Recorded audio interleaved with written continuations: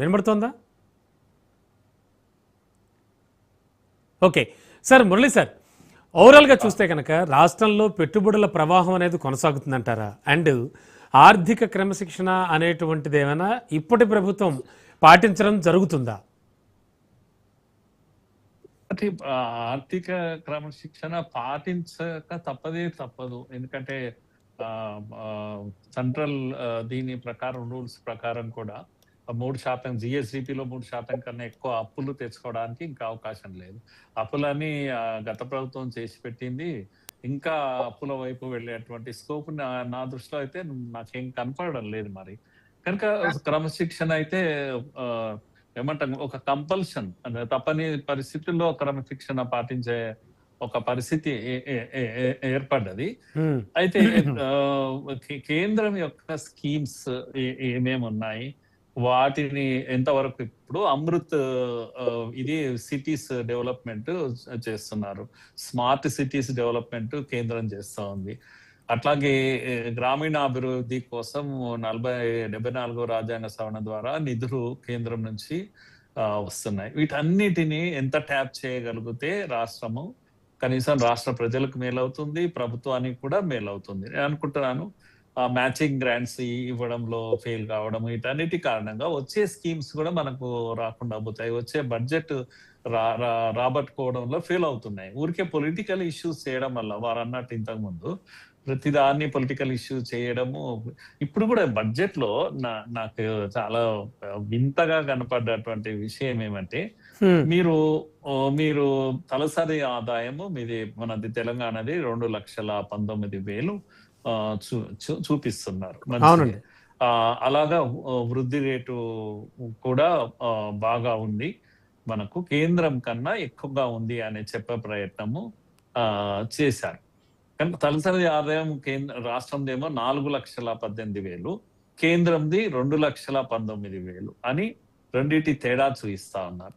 వృద్ధి రేటు రాష్ట్రంలో 10.2% ఉంటే కేంద్రంలో కేవలం 6.9% ఉంది అని ప్రతిదీ కూడా అలా అక్కడ కేంద్రాన్ని తక్కువ చేసి చూపిస్తూ, తక్కువ చేయడం ఏం కాదు, ఉన్నదే చూపిస్తున్నారు. కానీ అవసరం వచ్చినప్పుడల్లా అలా మాట్లాడే ప్రయత్నం చేయడంలో ఉద్దేశమే. ఇప్పుడు కేంద్రం అనేది ఒక మొత్తం అన్ని రాష్ట్రాల సగటు కదండి.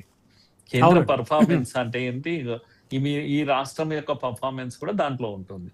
అనేక రాష్ట్రాల పర్ఫార్మెన్స్ యొక్క యావరేజే కేంద్రం అవుతుంది. కనుక అనవసరంగా కేంద్రంతో ఇచ్చేసి చెప్పడంలో ఏంటంటే, రాష్ట్రంది బాగుంది అంటే జాతీయ స్థాయి ఆదాయం కన్నా రాష్ట్రంది ఎక్కువ ఉంది, సగటు ఎక్కువ ఉంది అని చెప్పుకునే ప్రయత్నం చేస్తూ ఉంది. ఇది రాజకీయాలు మామూలుగా ఉంటాయి, ఎప్పుడు ఉండేవి ఉంటాయి. కానీ మీరు దానికన్నా బెస్ట్ థింగ్ ఏంటి అంటే, మీరు ఇంకోటి ఇప్పట్లో ఏమి కనపడని, ఎప్పుడు 2034లో $1 ట్రిలియన్ మేము ఎకానమీగా ఎదుగుతాము, 2047లో అయితే కేవలం ఏకంగా $3 ట్రిలియన్ మేము ఎదుగుతాం. ఇదంతా ఓకే, ఆశలు చూపించడము, కేంద్రంతో కంపేర్ చేయడము, కేంద్రం కన్నా మాదే బెటర్ ఉంది, రియాలిటీ గురించి కూడా మాట్లాడుకోవాలి. రియాలిటీ గురించే మాట్లాడాలి. ఇప్పుడు ఉదాహరణకు హైదరాబాద్ యొక్క మీకు తలసరి ఆదాయము, మీరు కింద ఈ తాండూరులో తలసరి ఆదాయానికి చాలా తేడా ఉంటదండి. కనుక మీరు అలా చెప్పడం కన్నా, అంటే వీటన్నిటిని ఏమంటామంటే సరిదిద్దుకోవడము, ఏదో కప్పిపుచ్చుకోవడము లాంటి చర్యలాగా కనపడుతుంది. కనుక నా పాయింట్ ఏంటంటే, దీనికన్నా ఘర్షణ వాతావరణం కన్నా కేసీఆర్ కూడా అలాగే చేశాడు, ఘర్షణ వాతావరణమే నెలకొల్పాడు. కానీ దానికన్నా బెస్ట్ ఏంది అంటే, కేంద్రంతో సఖ్యంగానే ఉంటూ ఎక్కువ ఫైట్ చేయాల్సిన పని లేదు. పొలిటికల్ గా మీరు ఏం మాట్లాడుతారో మాట్లాడండి, కానీ ఎక్కువ బడ్జెట్ తెచ్చుకోవడము, ముఖ్యంగా మ్యాచింగ్ గ్రాంట్స్ ఇస్తూ వాటికి కావాల్సిన, అక్కడ కేంద్రం యొక్క ప్రయారిటీస్ ఉన్నాయి. కొన్ని విద్యారంగంలో ఇలా పెడతారు, న్యూ ఎడ్యుకేషన్ పాలసీ ఉదాహరణకు వారు అన్నారు మాటల్లో, వాళ్ళ పాలసీ ఉంది, వాళ్ళ పాలసీ మాకు అక్కర్లేదు అని చెప్పేసి మీరు కొత్త దీంట్లోకి వెళ్ళిపోతున్నారు. ఆకునూరి మురళి ఇచ్చినటువంటి దీంట్లో వెళ్ళిపోతున్నారు. మీరు ఆకునూరి మురళి అయినా కేంద్రమైనా కూడా 5+3+3+4 సిస్టమ్ లో ఇంటర్ విద్య ఎస్ఎస్సి బోర్డు ఒకటి అవుతాయి. దాంట్లో కేంద్రంలో అదే చెప్తుంది, రాష్ట్రం అదే చెప్తుంది.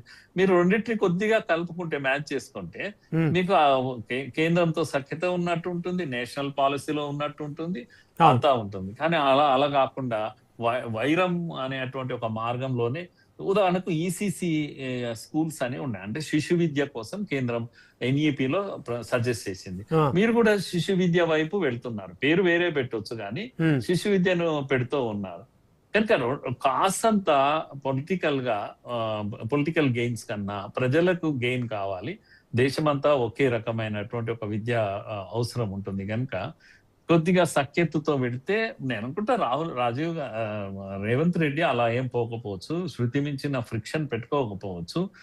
ఆకునూరి మురళి చెప్పినంత మాత్రాన అవన్నీ కూడా అవి చెయ్యడు. ఇప్పుడు టీచర్ల జీతం ఎందుకు తగ్గిస్తారండి? రేవంత్ రెడ్డి కూడా పొలిటికల్ నాలెడ్జ్ ఉంది కనుక అలా ఎప్పుడు తగ్గించాడు. కాకపోతే బ్రాండ్ ఇమేజ్ ఏదైతే ఉందో, ఏది తెలంగాణ పబ్లిక్ స్కూల్ అనేవి, యంగ్ ఇండియా ఇంటిగ్రేటెడ్ స్కూల్స్ అని, నేను ఇంటిగ్రేటెడ్ అనేది స్కిల్ యూనివర్సిటీ అని తన బ్రాండ్ ఒకటి పెట్టాలనుకుంటున్నాడు కనుక పెట్టడం చాలా మంచిది. విద్యారంగంలో కొన్ని క్వాలిటీ కోసం చేసే ప్రయత్నాల్లో ఒక బ్రాండ్ క్రియేషన్ ఒకటే ఉండదు. బ్రాండ్ మీరు పెట్టండి, కానీ మీరు వేల పోస్టులు ఖాళీ ఉన్నాయి. యూనివర్సిటీలు అన్ని కూడా దివాలా తీసినాయి, పాఠం చెప్పేవాడు లేడు. ఇవన్నీ ఇప్పటికి 2 ఏళ్ళు అవుతుంది, మీరు ఇంతవరకు మూవ్ చేయలేదు. అరే తెలంగాణ వచ్చినప్పటి నుంచి ఈ పోస్టులన్నీ ఖాళీ. 80% యూనివర్సిటీ టీచర్స్ పోస్టులు ఖాళీగా ఉన్నాయి. ఎప్పటి నుంచి అంటే 2014 కన్నా ముందు నుంచి ఖాళీగా ఉన్నాయి. చదువులు యజ్ఞం అక్కడ కొనసాగాలి. ప్రయారిటీలో చేయాల్సిన పనులు ప్రయారిటీలో చేయాలి కదా, ప్రజలకు మేలు కలగాలి కదా. ఎంతసేపు మీరు మీ సంక్షేమ కార్యక్రమాలు, బస్సులు ఉచితంగా నడుస్తున్నాయా లేదా, మహిళలు కాకుండా ప్రయోజనం కలిగేవి చేస్తే బాగుంటుంది. Definitely sir. Rammohan Rao sir, overall గా చూస్తే రాష్ట్ర పరిస్థితి మాత్రం కాంగ్రెస్ ప్రభుత్వం